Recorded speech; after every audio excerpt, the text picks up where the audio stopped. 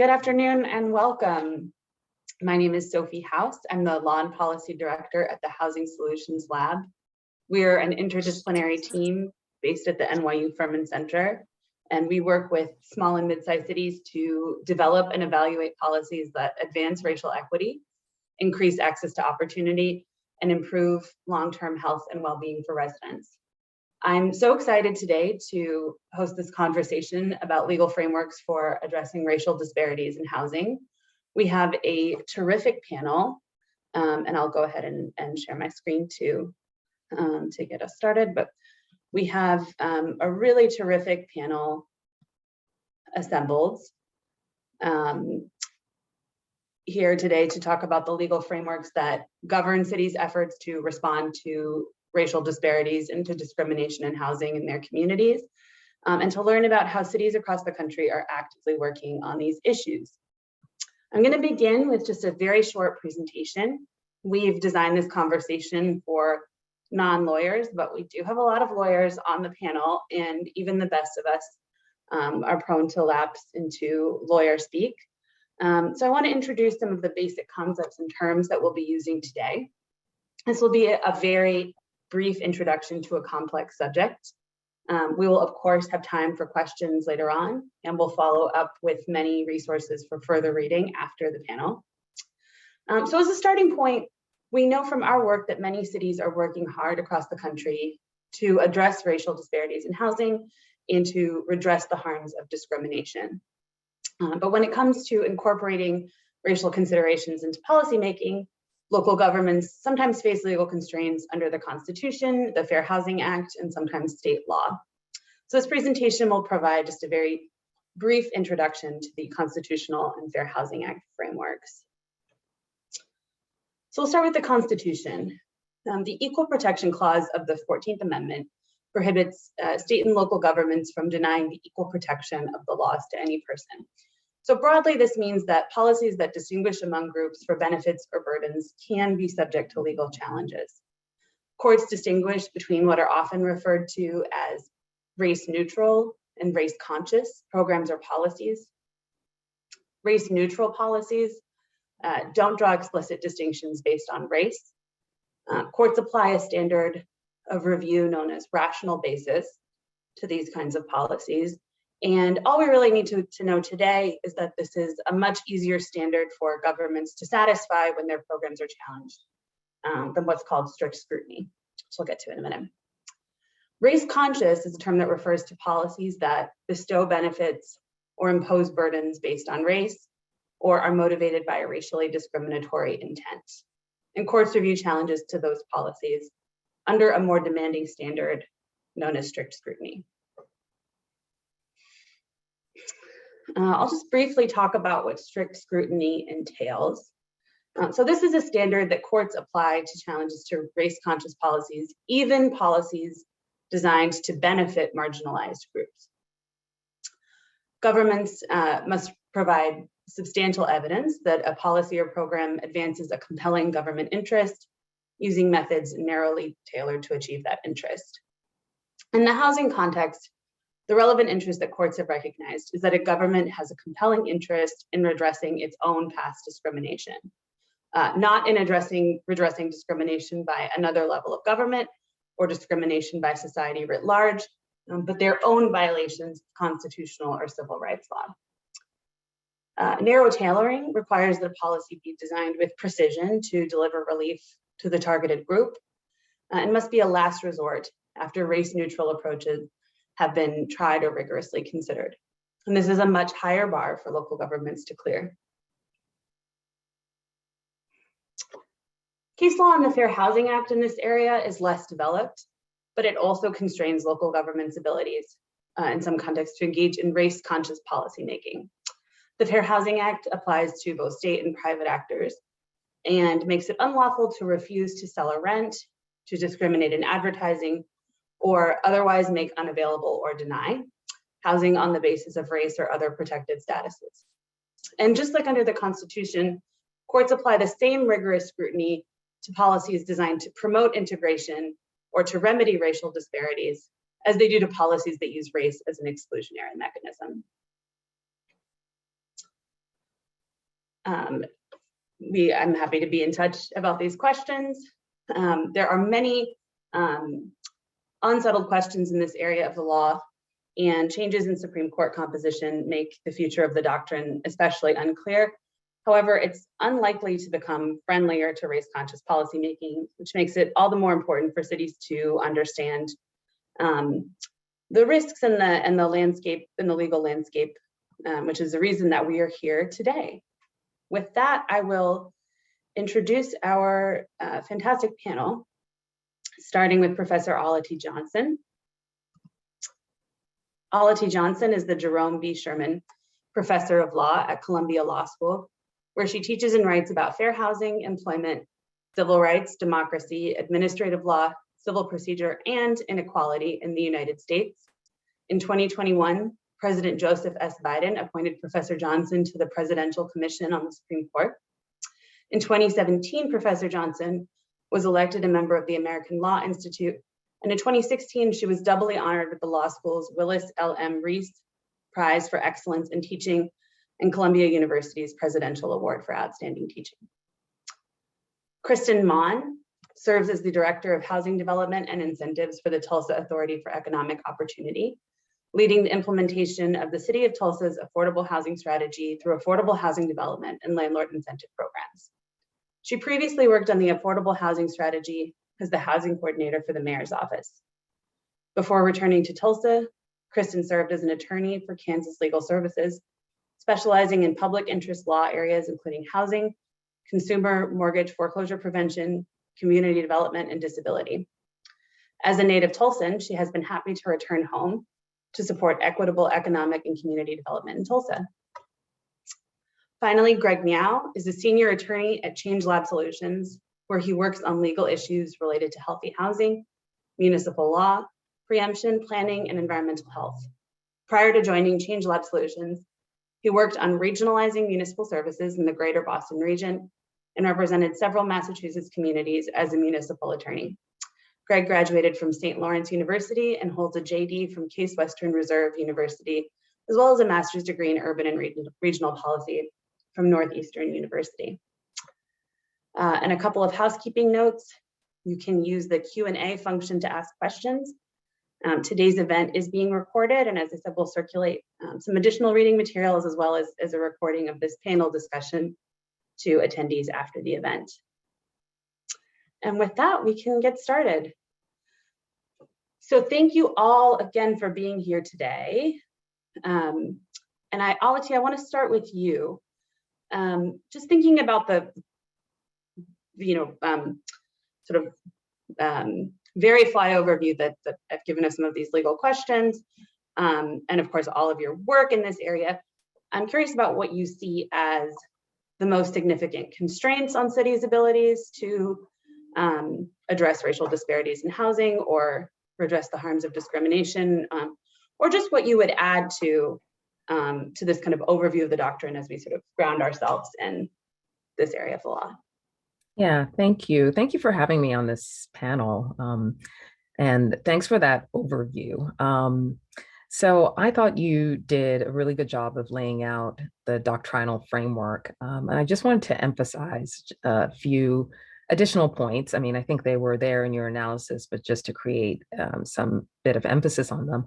And one is that if you don't rely on racial classifications, explicit racial classifications, as a general matter, it shouldn't trigger strict scrutiny, okay?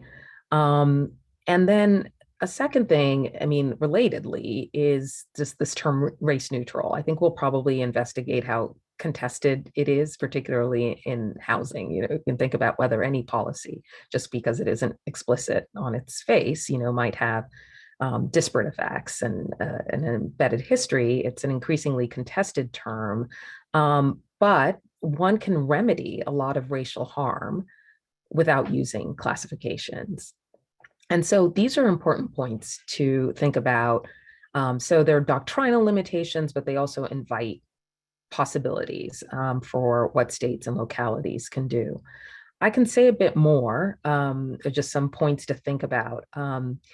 If the theme is how state and local governments can really think about remedying racial harm and designing their systems in a forward-looking way that avoid replicating patterns of historic discrimination or generating new forms of inequity along the dimension of race. I think in terms of a first step for any kind of reparative action, it might be to do an audit of one's own practices in the state and local community.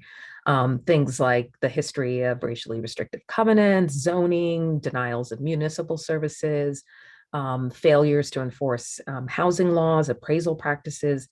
And if, depending on the gradation of remedy you're using and how race conscious it is, you might have to make something like an administrative record on that. But even if you're not going to create an administrative record, it's a good way of building a record for a whole community to understand about the very specific practices and how they linger on until today. And then a second thing is in designing forward-looking programs, so programs that are just that you're doing right now. It could be anything with regard to your housing. So if you're thinking about how to create a priority list in terms of who has access to shelters, you can do an audit. You can think about what are the potential disparate impacts of what you are doing. So after doing that, there might be a question of what kind of action. And right now, the law is that you can be race conscious, okay? And this is not an explicit classification, but racially aware in order to remedy discrimination that you have identified and that you as a state and locality have contributed to causing. I think the thing that states and local governments should be aware of is that right now, mostly out of cases that are being generated in the school area, everything from the Harvard UNC case to cases involving screened schools in K through 12 to remedies for Black farmers and loan denials, that there is a motivated interest in moving away from current doctrine, which allows some use of race conscious remedies to a regime in which remedies, whether they're race neutral or race conscious, are not permitted. So I'll stop there for the moment. I can say more. Thank you. Yes, I think there are a lot of points there that we'll delve into throughout this conversation. But that's those are all really terrific points. And I appreciate too you're pointing out, we're the boundaries of the, as we're sort of, the reason we're trying to outline some of the parameters of this doctrine is that, those are, is to give cities a sense of the spaces in which they can work as well, and not just what, not just what will, trigger, not just what will either trigger legal challenges, but be especially vulnerable, but what are all of the different things that cities can do. So I want to move over to Greg now briefly. So Greg, you have represented local governments as an attorney, and now you work with many cities across the country. And I'm interested in hearing about which aspects of the doctrine here create the most confusion or concern for local policymakers. Sure, and thanks, Sophie, and again, thank you all for having me with you today. I don't want to be glib and say all of it, but it's a little bit all of it, and I think it's because of all of the different actors that are sort of influencing and talking to local government when these questions come up. So I think there's a strong interest at the community level, and we often hear from advocacy groups and communities, what can we do to help remedy the disparities that we see? And, I think a lot of the framing and where a lot of this comes from is that we see really inequitable health outcomes or just disparities in access to resources and access to opportunity. And there's a strong desire to remedy that. And so that, I just want to sort of call out that sort of that impetus doesn't always mesh well with the legal doctrine that we have, which begins with the compelling government interest limitation, right? So oftentimes what we're seeing are cumulative impacts on our communities, right? So, there's been racist policymaking and decision making that's happened at all levels of government for a very long period of time. And so what can any one level of government do, being restricted to sort of remedying its own past action, is the first sort of question that I think we are always grappling with when we're helping communities, or when people come in. We have to sort of talk, as a municipal attorney, you'd sort of analyze and say, well, I really appreciate where we're coming from. Have we identified, or have we gone through the audit process or examined our own history to understand what we, sort of parameters we're going to be working within in terms of, our past decision making? So I think that's a big one. The other one I want to call out, obviously, is almost everything to do with the narrowly tailored requirement. And again, I don't mean to be glib. It's just that the impetus for government is often to try to find the most direct and simplest and easiest solution to any problem. And almost all of the things or the strategies that we might utilize to do that run afoul of the narrowly tailored requirement, right? So just for example, quota systems, right? The way that, or the way the statistics that we're utilizing to justify what we're doing. It's really easy to look at population-based statistics and say, hey, there are disparities. And the courts want us to go one step beyond that and say, hey, how have our past actions, or what's the causal connection between what we, government have done and those disparate outcomes. Similarly, the use of any set hard criteria with quotas have been really, it's a much easier to implement from a policymaking standpoint. It's easy for me to think of how could I write a law or write a program that would satisfy that criteria, which immediately runs afoul of the requirements sort of set by the Supreme Court. So I think there's often this tension that is coming from sort of the strong desire to take action, and then the the nuance with which we have to approach it. And I think oftentimes, it's the last thing anyone wants to hear, which is, hey, let's spend another 2 years to go back and do the, work with an institution or work with someone who can help us audit, our own history of policymaking, so that we can really begin this in a manner that will satisfy the criteria of the doctrine. Thank you, Greg. That's really helpful. That's a really helpful way of thinking about how some of these doctrinal requirements sort of, when they're overlaid onto the exigencies and practicalities of local policymaking, often, just the challenges of bringing those two together. So really appreciate that. And I'm excited now to hear from Kristen, who is, really in the field doing this work right now. And so, Kristen, could you just tell us a little bit about the context in which you're working in Tulsa, and in particular, what are some of the most pressing racial inequities in housing that you're confronting in Tulsa today? And we've talked a little bit about, I can see I already have a question in the chat about these processes by which cities look backwards at their own histories of discrimination. And I would love to hear about how you and your colleagues think about those disparities in Tulsa's unique and kind of grave historical context. Absolutely. So the city of Tulsa, like everywhere else, has been experiencing a housing crisis since long before the COVID-19 pandemic. We have the 11th highest eviction rate in the country, according to Eviction Lab. And 46% of our renters are cost burdened, meaning that they spend more than 30% of their income on housing costs. As we look at those housing issues, we see that our BIPOC communities experience them at a disproportionate rate. So Tulsa is a resilient city, and we put out our quality indicator reports every year. And when we looked at this year's results, we saw that the eviction rate in non-white majority neighborhoods is 40% higher than it is in white majority neighborhoods. So we know that that eviction, that 11th highest rate, is disproportionately experienced by our BIPOC communities.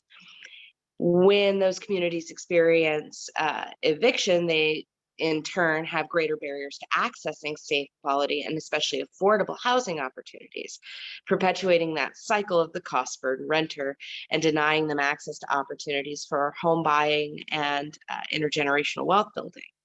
So then we look at one of our other demographics and see that white Tulsans are twice as likely to own a home compared to Black Tulsans. Each one of these systems feeds into the other, and it really perpetuates that disparate impact that we see. So we definitely center racial equity when thinking about our housing work, and understanding how work we do on eviction or homelessness prevention or the development of affordable housing opportunities in turn impacts work that we want to do in home ownership and intergenerational wealth building. But as we center racial equity, especially with the historical context, I will say something that the city of Tulsa has struggled with in the past has definitely been community engagement and incorporating the community into that process.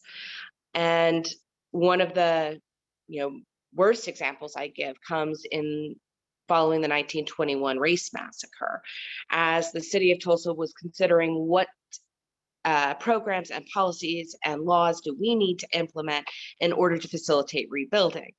Well, rather than incorporate the feedback of the community that had been impacted, that had lost their homes, that had lost their businesses, one of the things the city commission adopted was an ordinance that would incorporate parts of the burn district into the official fire limits of the city of Tulsa.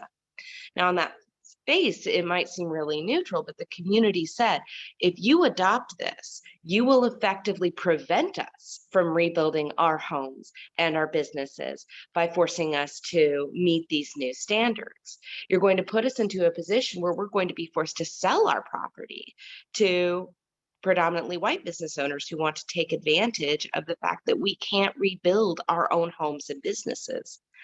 Ultimately, the ordinance was declared illegal through the work of particularly two Black litigators.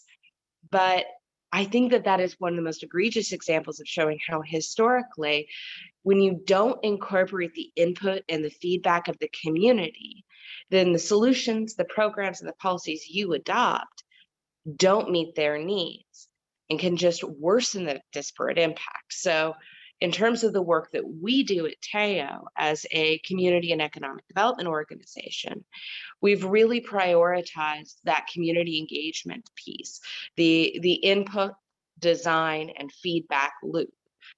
An example of that would be the work we're doing on the Kirkpatrick Heights and Greenwood Master Plan.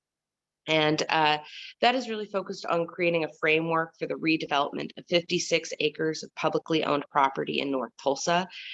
And housing has been a significant part of that discussion, really led by the community, what they want to see in terms of housing development and home ownership opportunities. And again, creating those opportunities for intergenerational wealth building.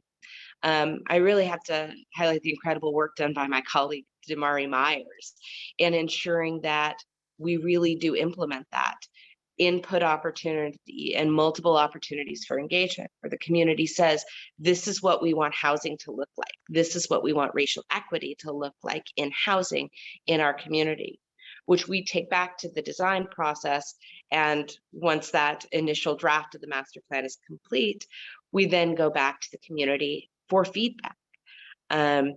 So just as we really think about what does housing equity mean, or what does racial equity mean in housing in Tulsa, I think that how we've chosen to approach it is focused on what the community wants to see and how then we can bring our technical expertise to put that into implementation.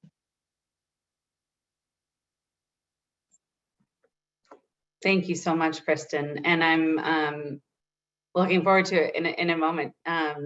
coming back to you with even more questions about some of those programs and community engagement as well, which is, which is both a high priority and a big challenge for all of the cities that we work with in their efforts to, design and implement equitable housing policies. So thank you for bringing that to the forefront of this conversation.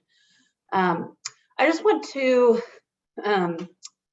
we zoom in, zoom out, zoom back in, but having, talked about some, after doing this sort of zoom in on Tulsa, I want to just zoom out for a moment to think about housing inequities and disparities sort of writ large.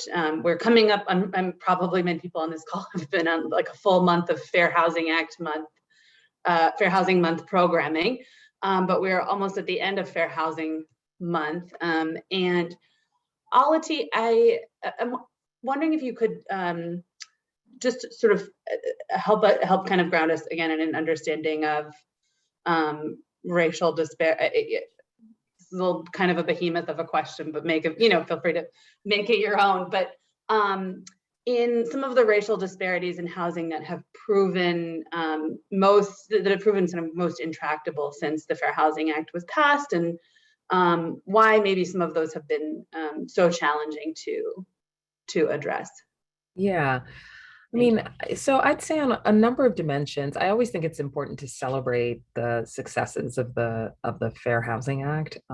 And because we do spend a lot of time focusing on the limitations. I mean, just to move from a regime where you didn't have that kind of federal protection against racial discrimination initially, and then expanding to other categories over time to the point where it also includes disability and sex, sexual orientation, and gender identity, if you import the Bostock ruling in the Title VII Fair Employment context to the housing context. I mean, so this is a very powerful and important act in ensuring access to purchasing and renting properties. But in terms of what I see as some of the intractable, just to name a few, just one is just on the anti-discrimination front. It's always really striking that when audit studies are done, and this is a different kind of audit, like they send out testers in different housing markets around discrimination, that it continues to be quite pervasive. I mean, and in categories that people would think are that people don't blatantly discriminate against anymore. So just on the discrimination prong, you think about racial discrimination, some of the last studies I saw was that more than half of the time there could be discrimination in terms of outright denial, or there could be steering. So it's still quite a pervasive practice, and it's really hard to detect, especially in the rental housing market for people who experience it. And so there's a kind of gap between the kind of discrimination that you experience and the prevalence of it, and the ability to remedy it through complaint systems. And I think it's also important, one of the things that I always say is that in some other regimes of enforcement, we have treble damages. You get 3 times the number of damages as the harm you experience. I think that's something that should be there for the Fair Housing Act in order to incentivize more cases, and when they're remedied, to have a higher penalty. So that continues to be a problem. But I just want to mention really briefly some others that really link to what Kristen was saying, which is, I mean, one is that quite clearly the issues of affordability and people who are unhoused, cost burdens, I mean, are the major housing problem that are reported. There's a connection between those. Well, first of all, there's a racial disparity, as Kristen pointed out, in all of those different categories. And so that's important for states and localities to look at. But there's also a connection between that and questions around segregation and inclusive practices. And so I think of the continued rates of segregation And it's different across regions, but the persistence of high levels of discrimination, particularly black-white segregation, the fact that we don't have regional policies that really encourage jurisdictions to take a fair share of affordable housing, I think that would deal with economic segregation and provide more access to housing, and the related issue of single-family zoning.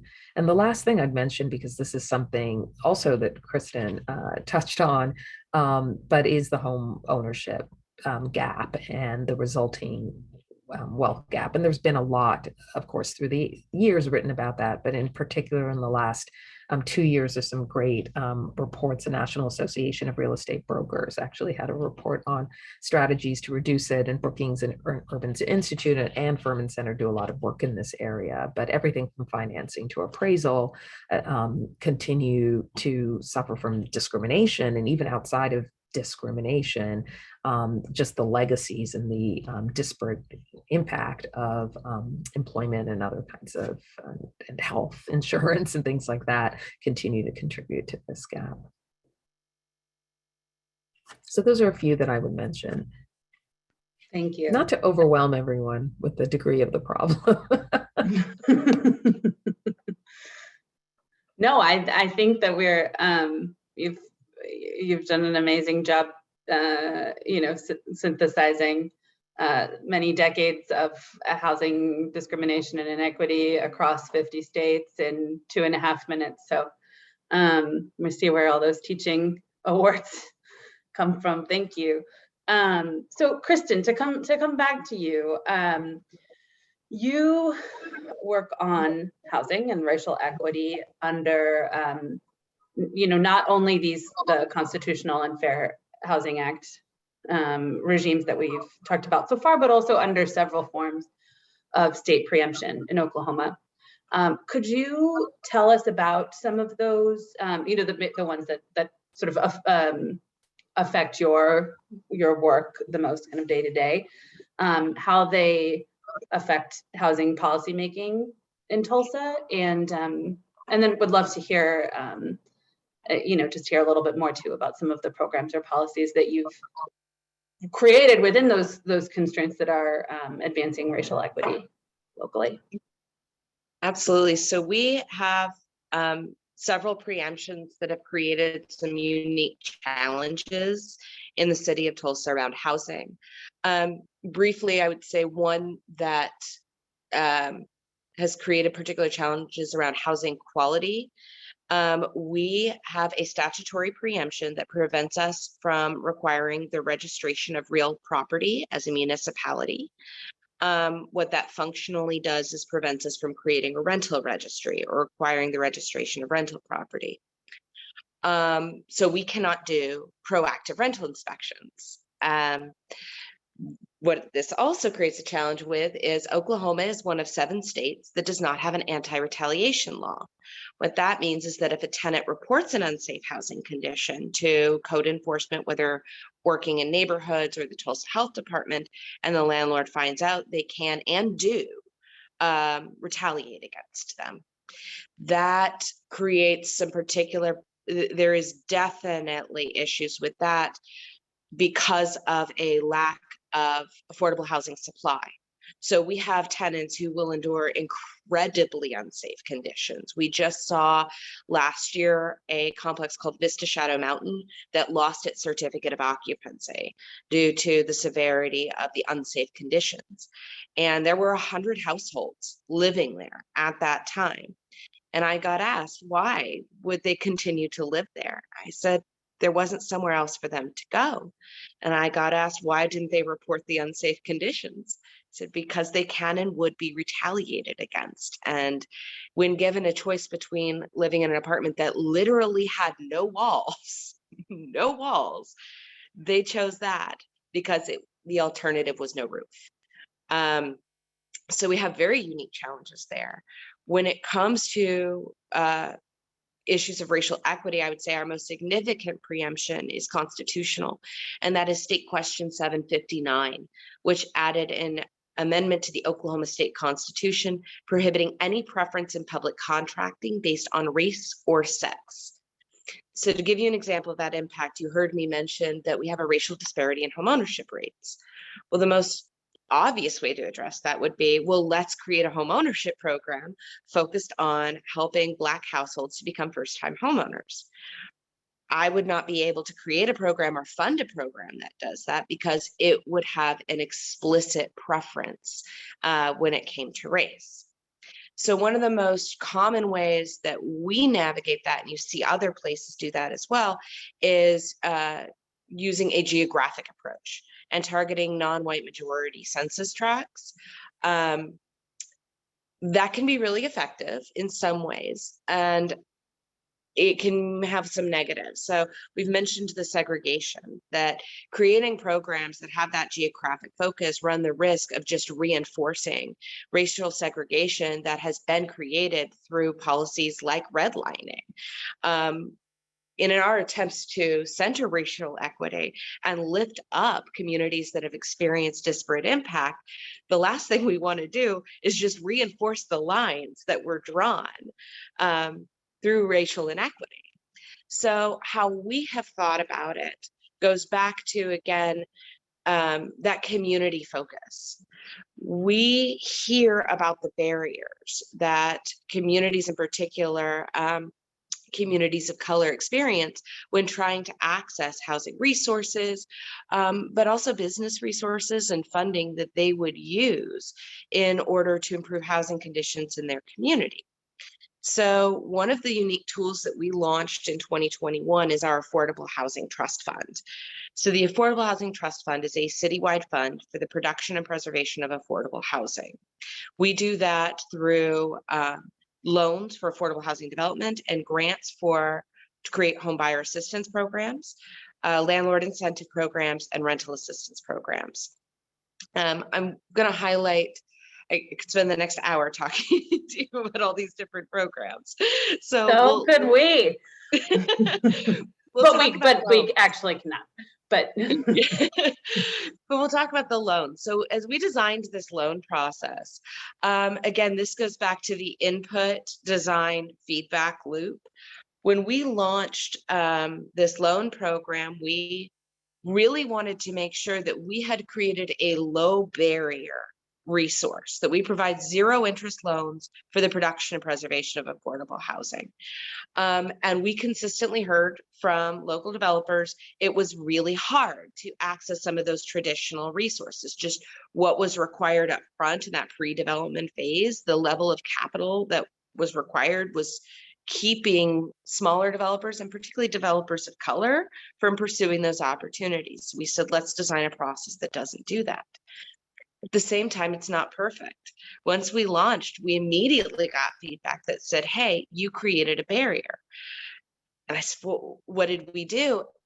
And what we had done is we required developers to tell us about their years of experience, and then we weighted that in the scoring matrix. And it was explained to us that we had created a barrier for our BIPOC developers because many of them were newer businesses, and it prioritized those who had access to partnerships that had 20 plus years experience. So 6 months later, we would announce an updated policy with multiple changes, but that was one. Is we made sure to remove that from the scoring matrix so that we didn't weight it and we didn't incorporate a barrier that would exclude developers of color. And so something I think about a lot with that, if you haven't read Know Your Price by Dr. Andre Perry, it's one of my favorite books to recommend. And working in economic development, I frequently highlight a line he has in there that says there are often two tracks for economic development. One for everybody who knows and has access, and then everybody else. And it's definitely a goal for us that there is one access for economic development, that everybody is able to come after these resources. So the first loan ever made through the Affordable Housing Trust Fund was to a Black-owned business for the development of 10 single-family homes, and focusing on some infill rehab. And those will be rented over the next 15 years to households with Section 8 housing choice vouchers. And I think that really speaks to how we wanted to design this process, that if we can't give preference. If we can't do that with public contracting, what can we do to at least remove the barriers and create accessibility? I would say, just from my experience as someone in public service, I want to emphasize, you will never get it right the first time, ever. You just can't. So incorporating that input, design, and feedback loop to continue to be willing to change and amend and develop a program to ensure that you remove barriers that may have been unintentionally created, I think is incredibly important when it comes to not just centering racial equity, but creating truly meaningful impact. I will highlight one more, just because I want to highlight our partner at TEDC Creative Capital. They are a local CDFI. One of the some of the feedback we got for our BIPOC developers who wanted to create affordable housing opportunities is a lack of education around development, and particularly affordable housing. It can be tricky, it can be complicated, and wanting to pursue funding opportunities from traditional sources like financial institutions, knowing how to put together a pro forma, knowing how to put together a budget and present it in a way that makes that funding and capital accessible can be a challenge. And so they created the Rebuild Tulsa Developer Academy that has just completed its first cohort and is accepting applications for the next cohort in June. And I just have to commend them on their tremendous work, again, being a partner who says, what are the barriers that people are experiencing that if we could remove, we could achieve true racial equity in our housing work? And they did a tremendous job really building out that program.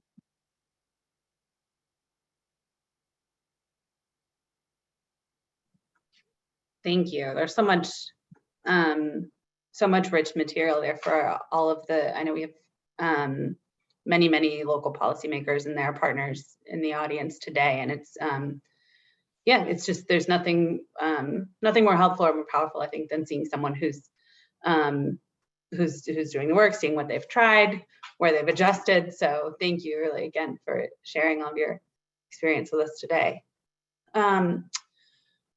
Greg, since you've had the chance to work with lots of different local governments, I'm wondering if you if there are any other sort of examples of cities taking innovative approaches elsewhere in the country that you would want to highlight. And then I'll have a specific question for you about the kind of unique approach taken by Evanston, the city of Evanston.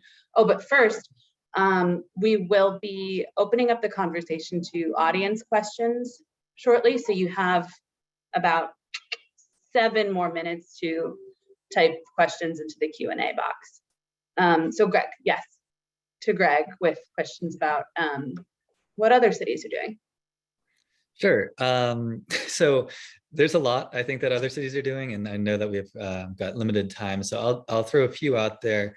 You know, I think that Seattle's Race and Social Justice Initiative is a really strong sort of example of a large city taking a really firm look and establishing a pretty robust public process to re-examine its history and the history of sort of policy-making decisions that have led to disparate impacts and disparate outcomes, and to audit some of those policies for which of those are still in existence and are still continuing to perpetuate some of these inequities. And so it's a great process, and I think a great example of a city that can both identify continuing tension points and as well as sort of start creating that evidentiary basis that's really necessary for taking Evanston style action on sort of direct race conscious reparation style programs. I think another one, just to highlight, Portland's Right to Return. Again, addressing it, I saw it mentioned in the questions. I think it's a really interesting example of a sort of race neutral but geography based policy that has such an overlay, particularly since the effects of redlining and segregation led to such geographic separation or segregation, in the sort of urban renewal era.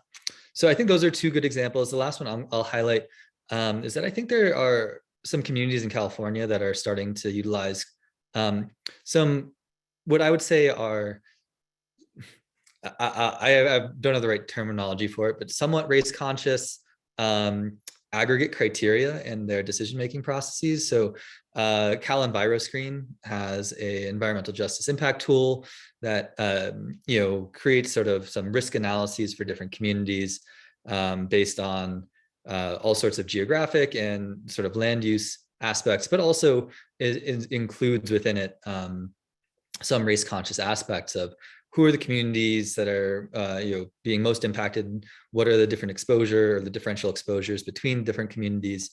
And we're seeing that sort of a lot of people utilizing more aggregate criteria of where sort of race is only one aspect, and they're not necessarily assigned a strict score metric within their decision-making frameworks for how are they going to prioritize sort of the use of government resources.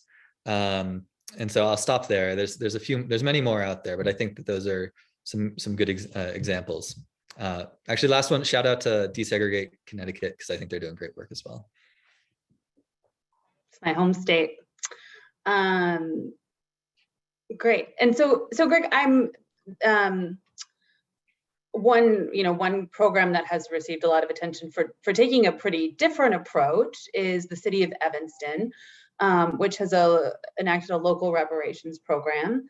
And its first component is a restorative housing program that provides in various forms financial assistance with home ownership for Black residents who experienced housing discrimination in Evanston and for their descendants. Could you just walk us through a little bit of how that program sort of fits with, fits within the legal frameworks that we've been discussing? Sure. So before I do, I just want to mention that Evanston's program has, I'm not an expert on Evanston's program, so I want to disclaim that a little bit. But I also want to acknowledge that it was the result of many years of work and having gone through the process of examining sort of its own historical policymaking decisions that contributed to disparate housing impacts and outcomes. And that's really where it starts. So in order to satisfy the criteria of the legal framework, a city has to understand what its own impact was. And so Evanston went through and did that. And to sort of provide some context of like what that means, there's a 77-page report that was, I think, published, and I think it took the better part of almost 2 years, I would guess, for them to pull that together, outlining sort of a whole range of sort of both positive or sort of intentional policy decisions that the city made that led to disparate outcomes, as well as sort of passive participation in a racist system that also sort of cumulatively led to disparate housing impacts. So, for example, they cite the 1921 ordinance that tacitly served as an effort to segregate the city by race, as well as sort of 1940s home policies around home demolition, which were sort of disparately utilized within Black communities, as well as then sort of tracking the rate of Black home ownership within the city as a result, or sort of tracking that in parallel to what the decision-making process was within Evanston. So creating a really robust connection between both like affirmative actions taken by the city and the impact it had on the Black community in the city, right? That's sort of what's required. So they did that. And they also talked a little bit about sort of their passive participation in other forms of discrimination, right? Including repeating decisions to give, grant building permits to Northwestern, despite the university's refusal to allow Black students to live in campus housing at that time. And so, establishing some of those secondary arguments in support of why this program is necessary. So they created the evidence base, and then the next thing they did is they made it narrowly targeted. Right, so they sort of talked a little bit about what are the failures of other types of programs to address this. They identified the eligible population, giving it a sort of a time limited perspective, right? So residents, Black residents who lived within the community during, I think, sometime between the 1920s and 1960s. So during the time when most of the history of the city's racist policymaking or actions took place. And then they've tied the remedy directly to the type of harms that were experienced, right? So these were policies that were enacting housing harms. We now have it's a sort of housing access and grant program for first-time ownership, but also housing repair and a few other things. So it's again tied to the type of harm that was experienced as a result of the actions that the city took. So that's how you thread the needle. And I'll stop there. Thank you. I appreciate that really incisive analysis. So we are, I can't believe it, but coming right up on towards the end of our discussion. So we have a couple of questions from the audience, and time permitting at the end, I'll do a more kind of general go around, but I want to make sure we get to some of these great questions that have come in as well. So just starting with Alati, we've had a question come in about the use of unprotected sort of non-racial characteristics as proxies for race in designing and implementing policies and practices to advance racial equity in housing. Question says, from a legal perspective, are there risks in associating such proxies with explicit racial equity goals? For example, can opponents claim that these are mere proxies for race and therefore subject to Equal Protection or Fair Housing Act challenges? From a policy and messaging perspective, how does this strategy otherwise weaken or undermine the legitimacy of racial equity goals, and how can we think about getting around those challenges? So yeah, hopefully you can hear me. Thanks, Solomon Green, for that question. A friendly anonymous Solomon Green. I think maybe a way to think about it, I'm not sure this is going to come out as crisply as I want, but is that I wouldn't, if you're trying to do an action where you want to create an explicit racial classification, and then you decide, hey, I'm not going to create an explicit racial classification because that violates the law. I'm going to use something that proxies for that. You could still be in legally dubious territory. And I don't think proxy is a good way to talk or think about this. And Greg may want to jump in on this too. Yeah. I think that at that point, you should be thinking broadly about the kinds of barriers specific communities are facing. And some of those may overlap race and class. They may not hit your group perfectly, but if you're actually doing some sort of ongoing data collection, audits of your practices, you should be able to identify a range of things that would make a difference. I think that it's unfortunate. I mean, it's set up just the way Greg suggested, that you should be able to do something more direct under the law. But I think that you could do, that's not the way it is. I think you can get at it. I wouldn't not even call it a proxy. I just wouldn't even think of the remedy as a kind of proxy. I would think of it as trying to get at the underlying equities through different forms of interventions that don't require explicit racial classifications. And then just something to say about the framing of that. It is still okay under the law to say, I care about racial inequities. But there are groups that are trying to make it not okay. That's what the Thomas Jefferson case is, to me, functionally about. Maybe there's some space between the Thomas Jefferson case and this question, which is this case challenging practices at a high school that went to a neighborhood-based way of getting students into a very specialized high school. And they just said, after Floyd, we care about the racial diversity in the school. So I'm not going to suggest that there aren't any legal risks, but it's not the law right now that you can't even say that you care about racial remedy. We still care about that in America, supposedly. So I want to keep that the law. Thanks, Lottie. Greg, and by the way, look, can I just add one thing? It's also built into the Fair Housing Act, avoidance of disparate impact, affirmatively furthering fair housing, and that gets at another question that was asked. And the Fair Housing Act is a constitutional exercise of Congress's power to enforce the 13th and 14th Amendment. Yeah, just really quickly, I appreciated Lottie's sort of distinction between the types of programs and types of responses. And that's all I wanted to sort of reinforce, is that I really think from a local government perspective, I think there's a really important aspect of very explicitly and outwardly acknowledging past racist policymaking and identifying solutions and remedies that are designed to address the past harms that the government made. I think there's all sorts of really important reasons for that. I think that is one specific style or type of, reparations.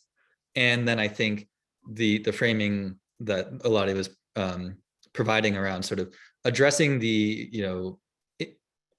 directing resources and trying to address disparities and current outcomes and health and opportunity and education. I think that those don't necessarily need to have.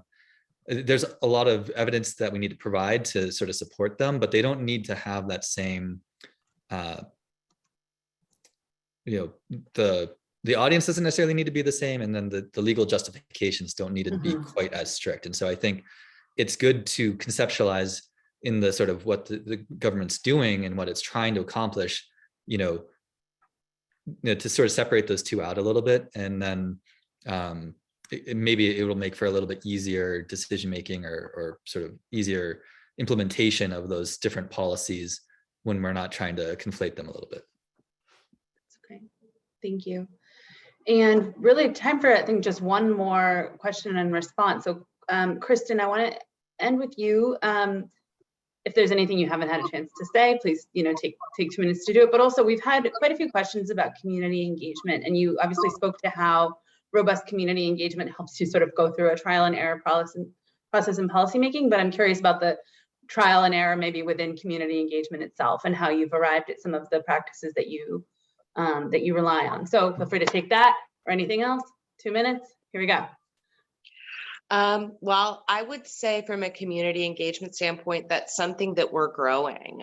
We've been really fortunate to have Jonathan Butler join us as our new SVP of Community Development. But I think that something that we have really found is creating multiple opportunities for engagement throughout the process. When I say input, design, feedback, it's a loop. It just starts over. You're not done. You have to keep creating those opportunities. Understanding that you have to do it in different ways. You can't just hold the same meeting at the same place every weekday night at 5. That doesn't create opportunities for everyone. I think being truly receptive to it, something I heard Jonathan say today is it's okay to just listen. You don't have to have a retort for everything. Sometimes you can just take on board what people need to share. And I think finally is really incorporating what lived experience means. I've talked a lot about how we need to understand that the policies and programs are living things that people engage with.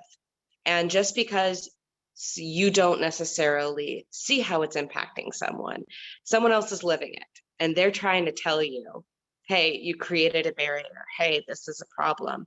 And really treating them as the experts We can bring all sorts of technical expertise, but they're the experts on their lived experience, and really honoring that and incorporating it in. So I would say that those are kind of our key thoughts on our community engagement process. And if you want an example of the incredible work Damari Myers is doing as part of the Kirkpatrick Heights Greenwood Master Plan, go to ourlegacytulsa.org.